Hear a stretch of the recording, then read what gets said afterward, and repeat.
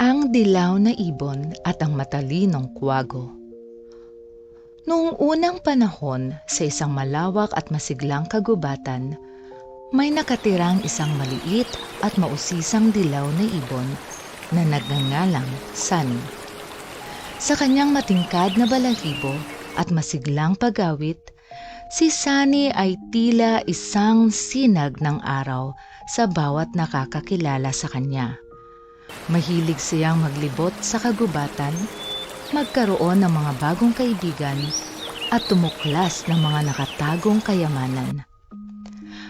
Bagamat kinalulukdan niya ang magandang tanawin sa lugar na iyon, nagdudulot pa rin ng kirot sa puso niya ang isang sulok ng kagubatan na may nakakalungkot na katotohanan. Pinagkaitan nito ng ulan. Isang araw, nagpasya si Sunny na maglakbay ng mas malayo kaysa dati. Lumipad siya ng mataas sa ibabaw ng mga puno. Hinahangaan niya ang mga lawak na berdeng kalupaan sa ibaba. Habang siya'y lumilipad, napansin niya ang isang kakaibang kislap sa malalim na bahagi ng kagubatan, kung saan siksik ang mga puno at animoy sumasayaw na misteryo. Nabighani si Sunny at lumipad pababa upang suriin ito. Natagpuan niya ang sarili sa isang bahagi ng kagubatan na hindi pa niya nakikita noon. Mas mataas ang mga puno at napapaligiran ng bango ng mga bulaklak ang hangin. Habang siya'y patuloy na pumapagaspas sa mga dahon, narinig niya ang banayad na agos ng tubig. Sinundan ni Sunny ang tunog at nakarating siya sa isang magandang kalinangan na may malakristal na tubig batis.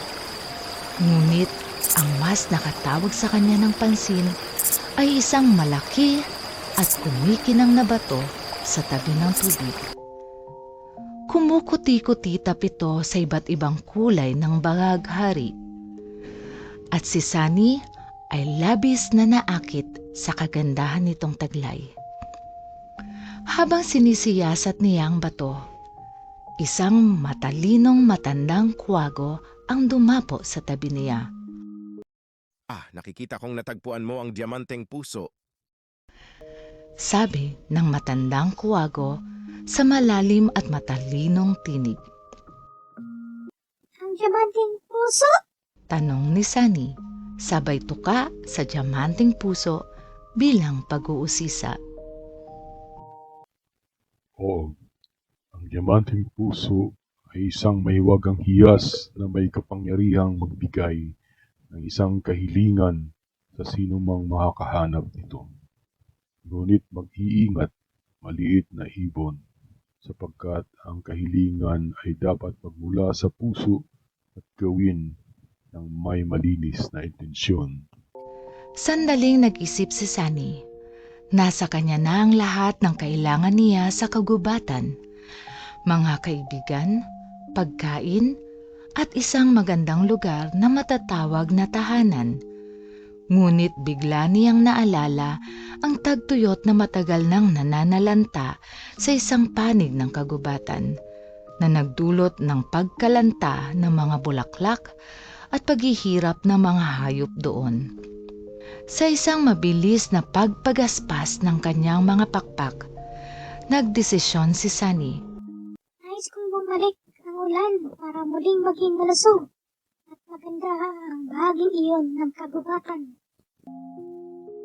Sabi niya nang may puspos na pagmamahal para sa kanyang tahanan. Sa sandaling lumabas ang mga salita mula sa kanyang tuka, nagsimulang kuminang ng maliwanag ang diamanteng puso. Dumilim ang kalangitan at dahan-dahang nagsimulang pumatak ang ulan. Unti-unting lumakas ito hanggang madiligan ang mga puno, halaman at mga hayop. Muling nabuhay ang bahaging iyon ng kagubatan.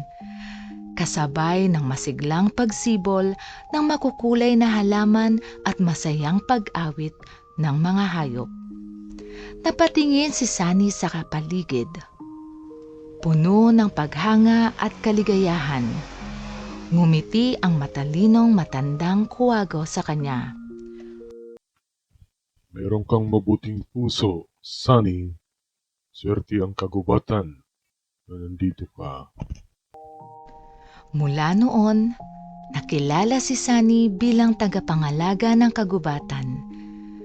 Ipinagpatuloy niya ang kanyang mga pakikipagsapalaran, palaging pagbabantay sa kanyang tahanan at sa mga naninirahan dito.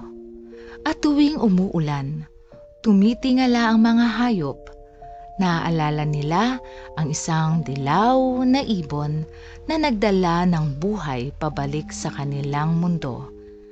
At sa gayon, ang pakikipagsapalaran ni Sunny sa kagubatan ay naging isang paboritong kwento. Ipinapasa sa bawat henerasyon na nagpapaalala ng kapangyarihan ng kabaitan at pagsasakripisyo.